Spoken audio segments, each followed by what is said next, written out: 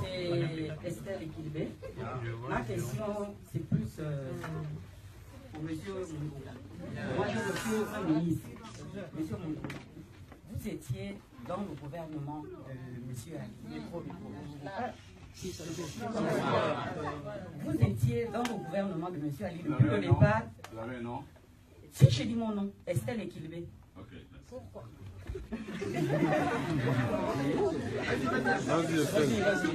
Donc, vous étiez dans le gouvernement de monsieur Ali depuis le départ jusqu'à maintenant.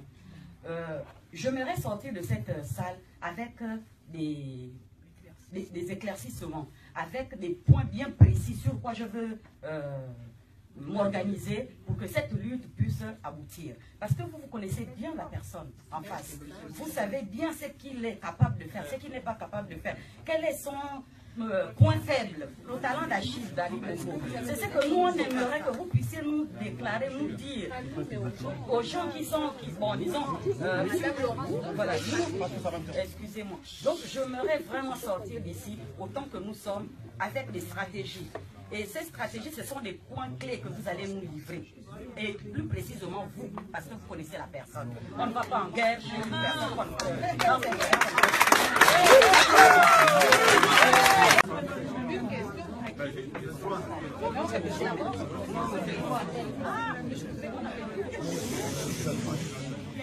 Bonsoir, je m'appelle Chris Moussavou. Ma question s'adresse aussi à monsieur Mundunga. Donc je vais dans le sens de ce que disait Madame Don, qu'il faut dépasser nos ressentiments. Mais le mien, c'est que je ne vous aime pas, monsieur Mundunga. Donc je le dis clairement, je ne vous aime pas, je n'aime pas ce que vous avez fait quand vous étiez tout puissant.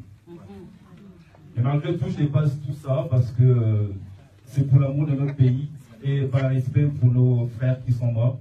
Je vous pose quand même une question et je m'adresse quand même à vous. Monsieur Mundunga, vous avez évoqué la CPI. Je reste convaincu que Ali Bongo, tôt ou tard, il devra répondre de ses actes. Est-ce qu'aujourd'hui, vous pouvez nous dire que le moment venu, vous serez capable de présenter des preuves sur les exactions d'Ali Bongo, vous qui avez été à la tête des forces armées du pays? Le terme intégré, décodeur pour nos amis. Bien, je vais tout simplement dire deux ou trois choses.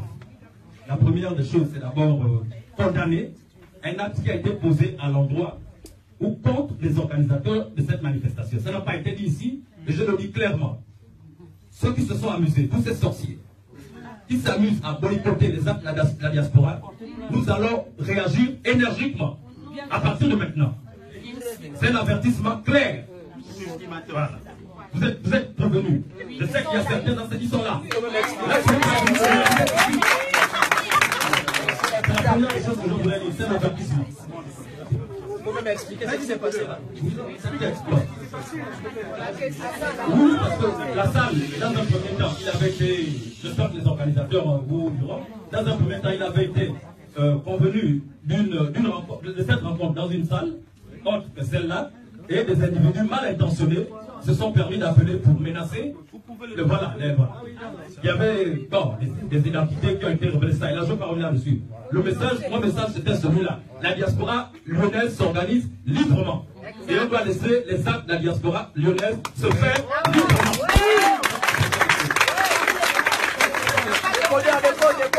La deuxième remarque allait à l'endroit de M. Mundunga, mais je vais passer puisque les deux intervenants ont déjà interpellé M. Mundunga. Excusez-moi, ce n'est pas personnel, nous sommes en démocratie. Ma question ira après pour M. Mabiala, c'est une réflexion par rapport au thème. Mais avant, je répondrai aussi à Mme Laurence Don. Votre appel ne tombe pas dans les oreilles des sourds. Les combattants lyonnais sauront répondre présents au moment venu. Pas seulement avec ce que nous faisons ce soir, mais deux initiatives viendront. C'est la première des choses que nous sommes déterminés aujourd'hui, demain et jusqu'à la fin.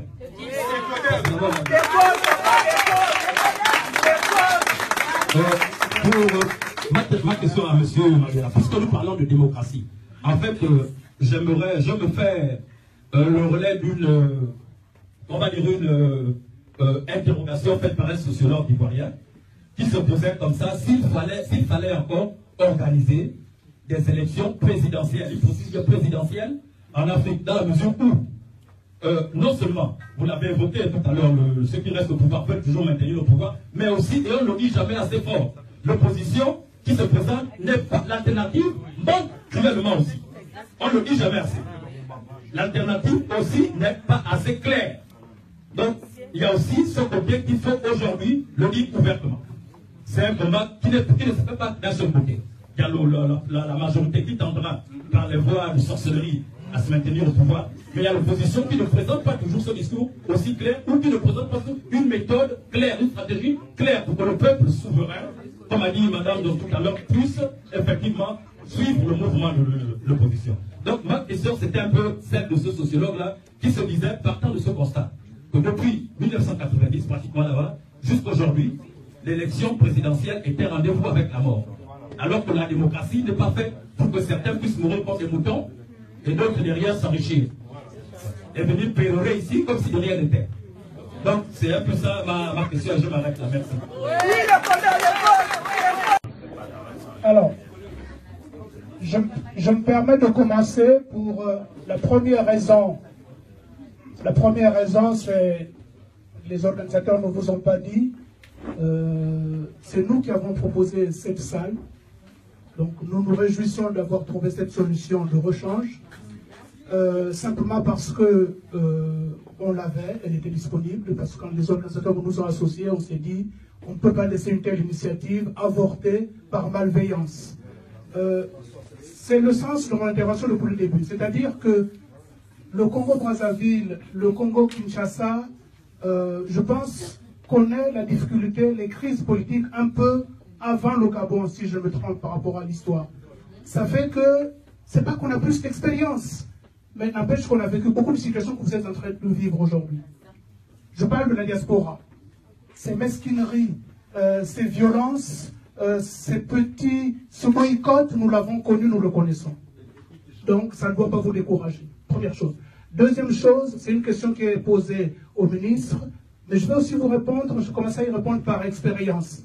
Je ne peux pas imaginer que vous demandiez à M.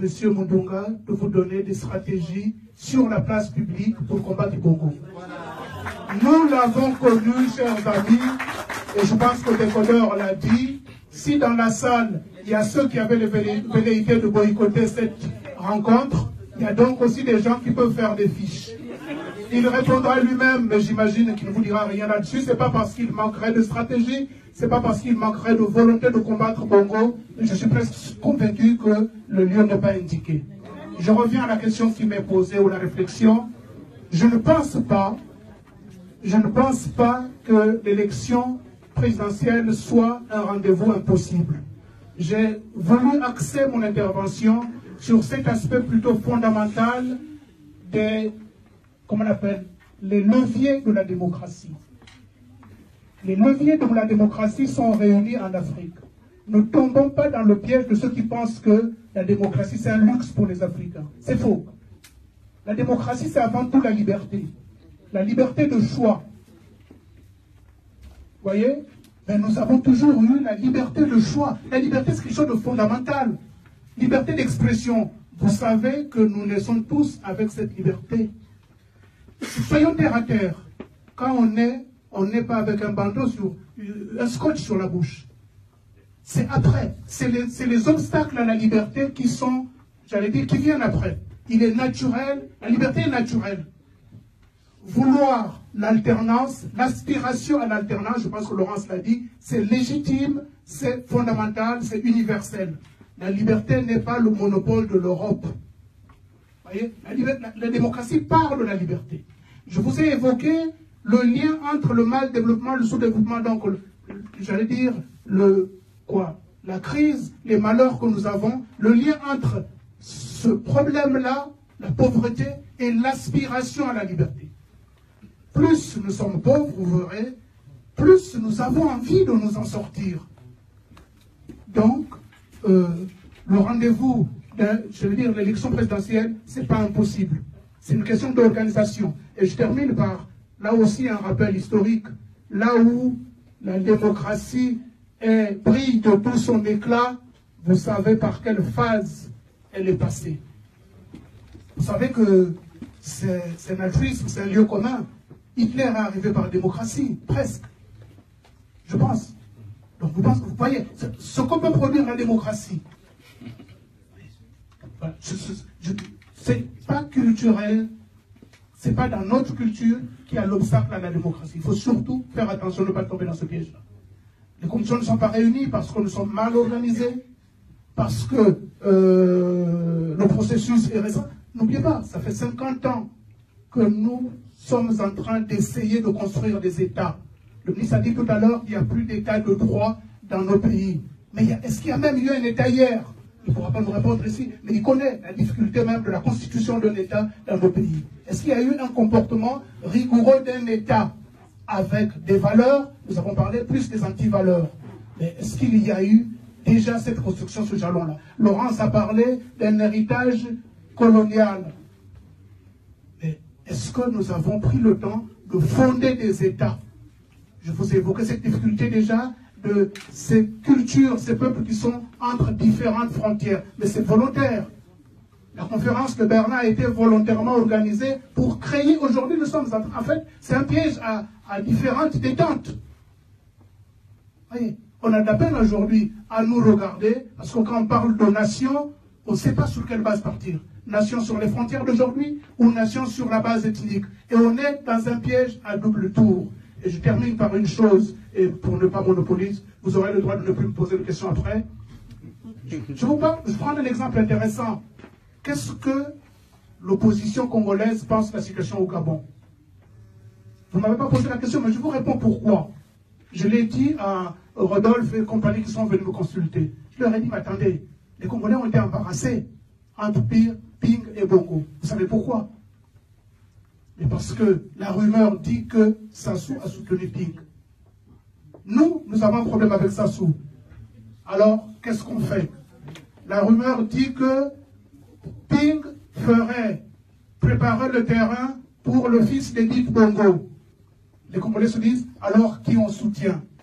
Voilà le dilemme dans lequel les Congolais sont par rapport justement à cette question de savoir entre Ping et Bongo. Ce qui m'importe, et je pense là où il faut se focaliser, c'est la volonté d'alternance des Gabonais et de tous les Africains. Voilà mon propos. Merci. D'abord, la dernière question, la dernière intervention sort de notre ami décodeur. Mon cher décodeur, décodons davantage. Je vous parle d'expérience. En décidant d'organiser cette réunion à laquelle vous faites venir des personnalités politiques, surtout suffisamment colorées comme moi, et ensuite celle qui est suffisamment visible dans les médias tensant le pouvoir en place, vous ne devrez vous attendre au mieux qu'à ce que vous avez eu. Au pire, à des choses beaucoup plus complexes. Et au pire, même à des interventions orientées envoyées par des gens qui ont été envoyés pour. Et au pire, par ceux qui sont tapis dans l'ombre, qui sont là en train de prendre note pour faire des bulletins de renseignements moyennant 50 000 francs CFA. Convertissez 50 000 francs CFA en euros, je ne sais pas si ça va. Mais il y a des gens qui ne sont vendus que pour ça. Et tout à l'heure, lorsque les jeunes qui sont avec vous dans l'organisation sont passés nous voir pour nous demander qu'on vienne à la réunion, la première question qu'on s'est posée, mais pourquoi ça commence en retard alors que vous aviez prévu initialement que c'était pour 18 heures? On a des problèmes d'organisation. Comment? On nous a retiré la salle que nous avions réservée. Mais pourquoi vous ne leur avez pas dit que vous allez porter plainte pour obtenir une indemnisation? Dès l'instant, c'est un contrat. L'échange de volonté entre deux personnes. Le locataire de la salle et le bailleur de la salle. Il a pris l'avance, ça signifie que la salle est réservée. Et s'il vous refuse la salle alors que vous aviez déjà réservé, première chose, il vous cherche une autre salle. Deuxième chose, il vous indemnise. On va porter plainte après. Je dis, mais moi, ce que je cherche, ce n'est pas qu'on vous indemnise. Ce que je cherche, c'est qu'ils devraient reculer s'ils avaient rencontré cette réponse. Et votre salle serait maintenue. Ah, il y a des gens qui leur ont fait passer des appels téléphoniques anonymes et menaçants. Je dis, mais ça ne vous coûte rien, vous portez plainte contre X. Vous leur demandez à eux, qui ont été appelés et menacés, de porter plainte contre X, de retrouver celui qui les a menacés. Mais vous, vous avez la salle ou bien vous avez une indemnisation. Vous demandez simplement à une compagnie aérienne de changer votre date de réservation, on vous fait payer les pénalités. Ça, donc, j'ai entendu, vous avez crié qu'il faut que ces gens-là vous laissent, qu'ils laissent à la diaspora lyonnaise de continuer à mener sa lutte pour la libération du Gabon, du peuple gabonais. Mais ils ne vous laisseront pas. Je voudrais vous préparer pour comprendre qu'ils ne vous laisseront pas. La politique, c'est une affaire de rapport de force. Il faut les écraser, n'attendez pas qu'ils vous laissent tranquilles. C'est lorsqu'ils seront totalement écrasés. Comme vous les avez écrasés par le vote, comment voulez-vous que dans un pays où un candidat a été laminé, battu à plate couture, il n'a pas trouvé des gens pour voter, mais il trouve quand même des gens maintenant pour marcher. Donc, en politique, il faut s'attendre à tout. Moi, quand je viens à une telle réunion, je sais qu'on a envoyé les gens. Mais je n'ai pas peur de parler parce que ce que je dis, je l'ai dit à M. Ali Bongo Diba et je le répète matin, midi, dans les médias. Donc, quand ils vont envoyer leur papier, il ne sera pas lu parce que ce sera la répétition de ce qu'ils ont déjà vu entendu. Notez une chose, et ça je réponds à le Kodo, je crois que lui c'est simplement le conseil pour que s'il veut vraiment s'engager dans la politique, il se fortifie. Je Chris Moussabou et Madame Esther. D'abord, je voudrais vous donner une information que j'avais déjà donnée à certaines personnes. Ali Bongo Ondimba a gagné démocratiquement les élections sur mon siège de député, sur lequel je suis député depuis 1990. Il a gagné en 2009, il a gagné en 2016. Démocratiquement. Si j'avais décidé d'être du côté de ceux qui lui demandaient, de tout mettre en œuvre pour se maintenir au pouvoir, parce qu'avec la baïonnette, on peut tout faire sauf s'asseoir dessus, quitte à tuer tous les Gabonais, et on reste seulement lui et moi, et dirigeants, et population gabonaise, il m'aurait gardé aux affaires parce que j'ai au moins une victoire à revendiquer. Et c'est d'ailleurs à ce titre qu'après les élections de 2016, je fais ma première entrée au gouvernement, il me donne plusieurs départements ministériels. 2009 plutôt. Parce qu'il savait qu'il me doit quelque chose. Ce n'est pas parce qu'il m'aimait particulièrement. La politique, ce n'est pas une affaire de sentiments. C'est une affaire de force et d'intérêt. Et il savait qu'il avait un intérêt avec Séraphin Mundunga. Mais malgré le fait que j'étais garanti que ce monsieur ayant remporté l'élection sur mon siège, battu sur le deuxième siège de Moabi, je savais qu'au minimum, il me réservait ce que j'avais déjà, sinon mieux. Mais j'ai décidé que je ne restais pas, s'il n'acceptait pas de faire en sorte que la paix soit préservée dans le pays. Parce que c'est le seul héritage que nous avons reçu de Mar Bongo, même si je sais que beaucoup d'entre vous, vous n'aimez pas entendre parler de Mar Bongo. Mais, vous savez, aimer une personne et ne pas l'aimer, et ça c'est le jeune Christ Moussabou. Il y en a qu'on aime parce qu'on ne connaît pas, il y en a qu'on n'aime pas parce qu'on ne connaît pas ou parce qu'on connaît. Mais sauf qu'il a fait comme fait un type qui divorce avec sa femme. Peut-être que vous, dans les diaspora, ici, il n'y a plus la dot.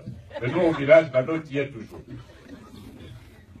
Et comme la dot y est toujours, le jour du divorce, le monsieur demande à la famille de la femme, à la belle famille, de lui rembourser la dot. Mais sauf que cette fois-ci, le mari était un lépreux, dont l'ensemble des droits avait été emporté par la lettre. Et puis on lui demande de compter la dot. Il dit, j'ai donné comme ça. J'ai donné comme ça. Mais comme il n'a pas de doigt, on ne peut pas savoir le nombre de doigts du côté de cette main-ci et le nombre de doigts de la main gauche. Moi, j'ai simplement entendu que Chris Moussabou n'aime pas le ministre Mundunga. Il n'a pas dit pourquoi il ne l'aime pas.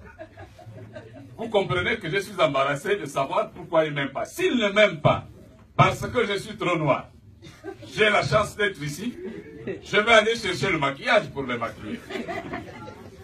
S'il n'est même pas, parce que quand j'ai commencé à venir ici, en France, j'avais beaucoup de cheveux, et qu'il y a 2 jours, je me suis rasé, j'ai peur de savoir qu'il faut laisser maintenant les cheveux pousser.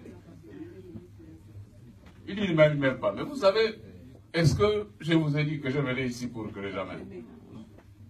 Est-ce que c'est le thème du débat? Vous voyez? Et ça, quand ça vient de ceux qui sont censés être les esprits éclairés pour éclairer nos parents qui sont restés.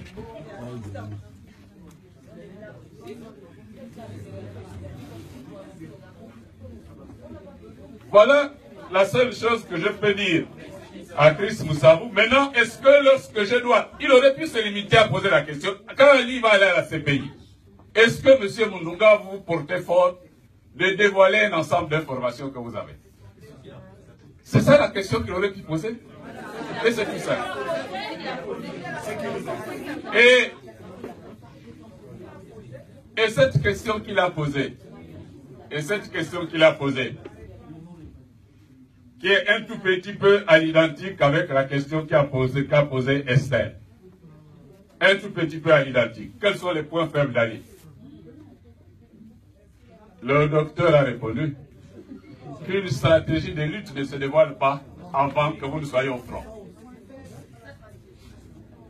Avant que vous ne soyez au front, parce que ne croyez pas que M. Ali dort, que les limiers qui l'ont poussé par le fondamentalisme politique à sombrer dans le génocide, ils s'organisent pour essayer d'imaginer d'autres stratégies.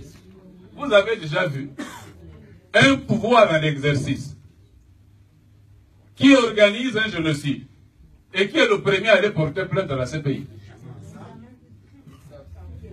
Mais et pourtant, le Gabon l'a fait. J'ai eu la chance d'avoir démissionné avant parce que ça devrait être moi pour signer cette lettre. De la même façon qu'on m'a demandé d'aller à la télévision, aller dire qu'il y a un acteur ivoirien et j'ai saisi le procureur de la République pour ouvrir une enquête judiciaire. Vous pourrez être sûr que si j'étais renoncé au gouvernement, j'aurais signé. Vous mentir, c'est du mensonge. Parce qu'un ministre, ou il s'exécute, ou il se demet. C'est tout ce qu'il y a chez le ministre, et rien d'autre. Et dans tous les pays du monde, même dans les grandes démocraties, où tu restes et tu t'exécutes, matin, midi et soir, en avalant et des couleuvres et des pitons, où tu démissionnes. Si tu penses que c'est trop gros, tu ne peux pas avaler. Donc, ce que je peux vous dire, chère sœur Esther et cher frère Chris Moussabou, c'est que l'ONG Unité a déjà saisi un avocat à Paris qui a l'habitude de la pratique de la CPI. Et les avocats, ce n'est pas ce qui a manqué parce que depuis que j'ai fait les déclarations que j'ai eu à faire quand je suis arrivé en France, les avocats sont arrivés très nombreux pour se proposer. Et j'ai décidé de choisir celui qui est le plus expérimenté. Et les actions judiciaires que nous menons, de façon parallèle, les unes menées par l'avocat de M. Jean-Ping, maître Alti, dont je peux parler parce que lui-même est déjà passé dans les médias. Le mien, je n'en parle pas encore parce qu'il faut que ce soit lui-même qui ait la primeur d'annoncer que je l'ai constitué avocat. Constitué avocat en tant qu'ONG de défense des valeurs démocratiques et pour lequel j'ai déjà réuni une multitude d'éléments de preuve, soit obtenus directement dans le cadre de l'exercice de mes fonctions précédentes, soit obtenus par le biais de personnes qui ont été victimes.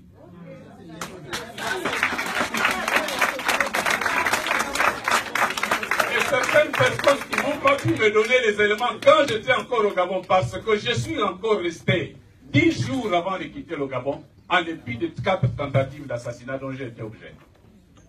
Certains m'ont remis des éléments de preuve depuis Libreville, d'autres m'envoient des éléments de preuve, et certains même, ce sont des jeunes de la diaspora qui sont ici en France, qui rentrent en contact avec leurs parents, sans même que je ne le sache, qui récupèrent les preuves et qui me les apportent pour étoffer davantage le dossier. Parce que la CPI, en réalité, la procédure devant la CPI, Ce n'est pas la procédure que nous connaissons dans les juridictions pénales françaises. C'est beaucoup plus dominé par la common law. Et eux, les preuves doivent être en majorité apportées par les parties en conflit.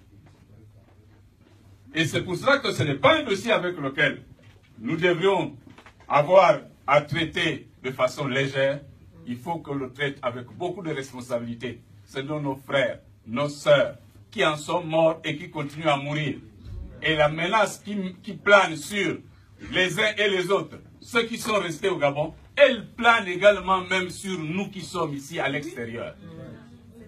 À tout moment, il est possible que si on veut atteindre quelqu'un, on l'atteigne d'une façon comme d'une autre. Prenons ces différentes situations au sérieux. Peut-être que ça ne nous a pas encore touché de façon directe par le biais de nos parents ou nous-mêmes en étant blessés. Mais sachons que la menace elle est sérieuse. Les Gabonais ont ce qu'ils ont le plus cher, la vie, totalement hypothéquée, en jeu, menacée. Et ça en étant simplement suffisamment conséquent et sérieux, nous-mêmes, les uns vis-à-vis des autres, que nous pourrions sortir de ce bourbier. Maintenant, le moment venu, vous découvrirez quelle va être cette contribution. Et c'est pour cela d'ailleurs qu'on me redoute. Et c'est pour cela qu'on a tout fait pour essayer de m'assassiner. Et je savais qu'ils vont le tenter. Et ils savent que j'ai même certains dossiers strictement privés.